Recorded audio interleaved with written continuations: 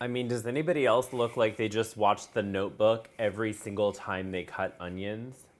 So many of us find ourselves just like not inspired to cook during the week. So I wanted to change that and create not one, but two recipes that you can make at the same time. Two meals at the same time. Brilliant.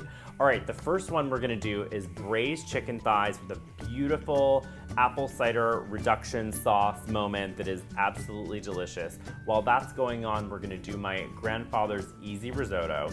While all of that is happening, our oven is gonna be busy roasting some beautiful cauliflower and parsnips, which we're gonna turn into a delicious pureed soup that would be just very welcome on any restaurant menu. The best part is you can freeze it and use it later. So, cooking during the weeknight, we're ready to go. Let's get started. I'm also really excited to partner with Brandless to create this video. They just came out with a really beautiful new cookware line. It's stainless steel and aluminum. There's 5 layers in here, which makes it have a really nice even weight. It cooks evenly. The best part is not only does it look great, but it's easy to clean. I love that, because trust me, I'm polishing things all the time over here. These you can just throw in the dishwasher. I'll probably still wash it by hand, but it's nice to know you can. All right, let's get started. The first thing I want to do is get this chicken going. So I'm just taking some kosher salt. You do not want to use the fine salt because it'd be way too salty. And I'm just gonna salt these nice and high. I set the chicken breasts on a little cooling rack that fits inside of a sheet tray, and then I just keep them in the fridge. This really helps to dry out the skin. People always think that we use like a ton of salt, but when you're using kosher salt, you actually end up using less salt. And really, that's so much of the flavor is coming from bringing it out with a little bit of salt, so don't be afraid. When I was learning how to cook professionally, it was one of those things where we were always trying to get our seasoning right, so I have pretty good instincts now. All right, I'm also gonna do some pepper, a little bit of pepper. This is at about medium heat, and I'm gonna use a neutral oil because I wanna get a really nice sear. So we're just gonna roll that around, heat it up. That's another reason why you want a really well-balanced pan, is you don't want it to tip over or move around and you end up with a pool of oil in one area. It's very important for it to be nice and level, and a heavy pan is gonna help do that. Not so heavy that you can't lift it, but heavy enough that it's got a nice weight to it. This looks good. So see this ripple here? That is what you want, my friends. That is the sound.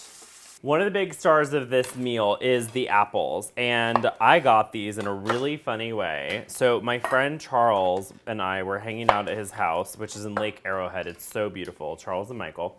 And we were just hanging out, and he was like, oh, do you want to go pick some apples? And I'm thinking we have to get in the car, and I have to put an outfit together. I'm like, yeah, where are we gonna go? And he's like, oh, just downstairs. I'm like, what do you mean downstairs?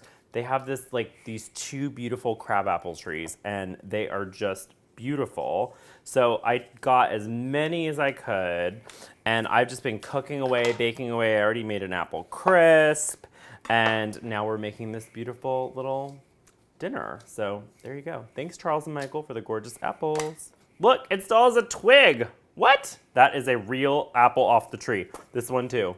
Crazy. To core it, I'd actually just take a little melon baller because I want to just cut them in half. And this is perfect. Spoons are fine, but they're just not sharp enough, I find. Okay, now that chicken is golden brown, flip it over and just kiss the other side. Now we'll just remove all the chicken to a plate so that it can rest while we keep cooking away. All right, now that the chicken is out, those apples and onions are gonna get going. I'm gonna do the apples first, so we'll just get this back on. Oh, I just broke my rule. Just turn that on. Perfect. I'm not trying to sear these or anything, so I can just put them in. I'm just doing them face down. And we just want to get some really pretty color on them. How about dem apples? Look at that golden brown color. Absolutely gorgeous. Once they look like this, take them out of the pan because we need to put some onions in this pan to get the rest of this sauce going. To start the risotto, melt some butter in the saucepan and get that going, and then we'll add some shallots. We just want to soften these shallots, wake them up, get them all melty and delicious. Then we'll add a little bit of garlic, just a little extra flavor in there. Once that all softens and smells really delicious, we'll add in the rice. So we're adding the rice in to toast it. This just sort of gives it a whole nother dimension of flavor, a little nuttier, a little richer. This is definitely a step you do not want to skip because it is totally worth it. I also feel like it helps with the end texture as well. So once that's nice and toasted, add a little bit of wine. Always a great part of a recipe when you add that wine in. Get that nice and bubbly, scrape up any browned bits, and then we just let that reduce. While our risotto works away over here, I am going to keep on going with our onions. I'm just gonna add some garlic to the onions. Does anything smell better than that in the kitchen? Not much. Okay, this looks good. Now we're gonna pour in the stock. I'll add some salt. And then we bring that up to a boil, and then we'll bring it down to a simmer. Our risotto is working on over there. This garlic smells lovely. Very similar. I'm gonna add some wine to this. Let that reduce. That'll give us some really beautiful flavor. We've got this to a nice little simmer. Now I'm gonna put the lid on and simmer it for 20 minutes. Oh, it smells so good in here. I have to show you my secret ingredient. Real apple cider. I love apple cider. I want to put it in absolutely everything, so it's definitely going in this dinner. So I'm just going to take a little bit of this real apple cider, meaning it comes in a refrigerator from an actual farm with a name. This one is Paracone Farms. Thank you for growing those gorgeous apples. I appreciate you. So I can hear, when we're cooking, we're always cooking and using all these different senses. So I can hear that my wine has reduced enough because I can really hear those bubbles. And now I'm gonna pour about a cup of the apple cider in there. And that's gonna be our braising liquid. So braising is when you're putting liquid about halfway up on something. Stewing is when it's totally full. All right, so I'm just gonna put some of these apples in here. So the apples are gonna cook. And then I'll put these chickens in here. The great thing about this method is that you get the crispy chicken skin because it's outside of the liquid pretty much, but you get the really tender result of a braise. Okay, while we're cooking all this other stuff, we can totally be using our oven to make us this beautiful soup. So what I have here is some cut up parsnips. I'm gonna put these on a larger sheet tray. Oops, almost lost one. And I also have some cauliflower florets. So if you've got any really big ones, you can just kind of break them apart. We're gonna end up pureeing this. Brandless actually created a really beautiful high-powered blender, which is gonna give us a really luxurious soup texture here. So the nice thing is we don't have to cut everything really pretty. We want them pretty even, but it doesn't have to be gorgeous. The other thing I'm gonna do is I'm gonna take the other half of the onion that I didn't put into the chicken dish, and I just cut it in big pieces, and I'm gonna put that on the sheet tray as well. Drizzle with a really good amount of olive oil. I don't measure the tablespoons. I just give it a nice little icing, like you're icing a beautiful banana bread or something like that. Oh, now it makes me want banana bread. All right, focus, focus. So we're gonna do a little bit of pepper. Anytime a chef says a little bit of anything, pepper, butter, salt, it's a little bit more than a little bit. You're just always gonna add a little extra. And then this guy, which you've seen me just keep going back to the well for, my kosher salt. So I'm just gonna give that a nice little dusting. Little dusting right on top. Now, I love to put these in bowls and all that stuff, but I'm not cleaning a big old bowl. So I just hold the parchment and I give it a little shake. Something always flies out, but there we go. Looks good. And now this is gonna go into a 350-degree oven. If you have convection, you can certainly use it. Otherwise, you can just put it in a normal oven. It's totally fine.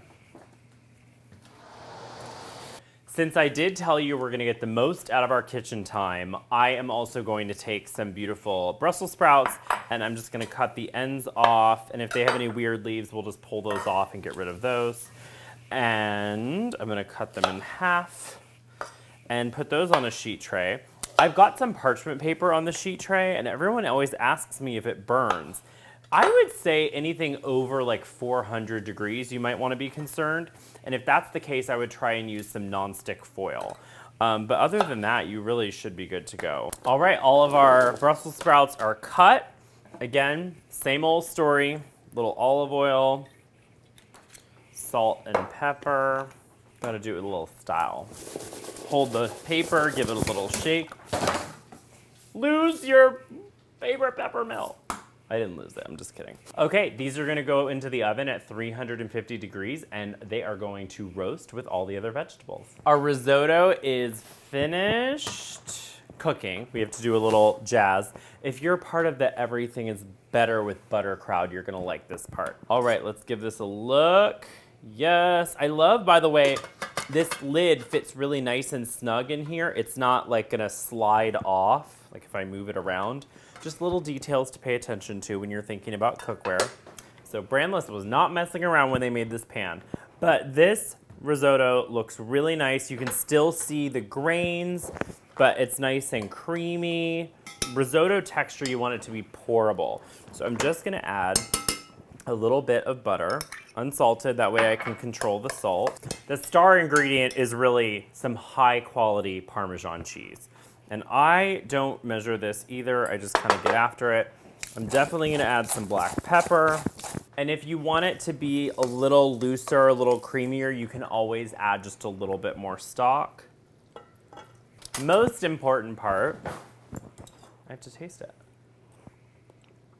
A little more, no. Yes, ma'am. I'm just gonna go hide in a corner and finish this. Don't mind me. Now comes the easy part. So this is also from Brandless. This is a really nice high-powered blender. I love it because it's got really simple buttons, but it's really powerful. I'm not really into like a lot of digital extra stuff. It's just more things to break. So I put it about halfway full. That's about that. And then I'm gonna err on the side of a little less liquid. So I'm gonna pour it about halfway up. All right, let's get this going. She came to work today.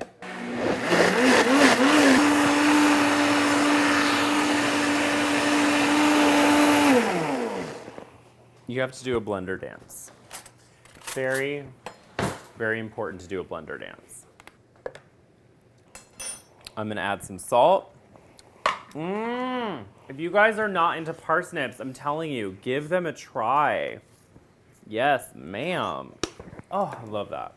There we go. We have soup now. I can freeze this soup. It's so easy to reheat and drizzle with a little olive oil, maybe put some fresh herbs on top, and you are good to go. Our chicken is looking incredible. I'm so excited. All I have to do is pour a little bit of this apple cider vinegar in there. Give that a little stir. I'll use a little baby spoon so I can get in all the little channels here. And the reason I don't cook the vinegar is I want that like bright hit of acid. So good. Don't forget the vinegar, it really helps. Just brighten everything up, wake everything up. It's a weeknight, starting to get a little darker. I love it. I've got my risotto. I've got this gorgeous chicken with the apples and the onions and the wine and all the things. Plate, ready to go. Basically, this is how this works. You just take a little spoony spoon, grab some of that gorgeous risotto, do one of these chickens, some apples, just grab a spoon and get some of that gorgeous sauce. Don't forget the Brussels sprouts, and there we go. I think this is a great meal for any night of the week, but especially on a weeknight when you just need a little lift. We got so much done in a little bit of kitchen time. We made the soup, we made an entire meal, and special thanks to Brandless for this incredible cookware. I'm really, really loving it, and I'm so happy that I could just throw it in the dishwasher. Thank you, thank you, thank you. If you guys want to check out this cookware, which you totally should, please go to the link in my description and let me know what you think in the comments section. And if you want some more easy kind of weeknight, let's make a couple things at once meals, tell me downstairs. All right, I will see you all next time. Thank you so much. Bye.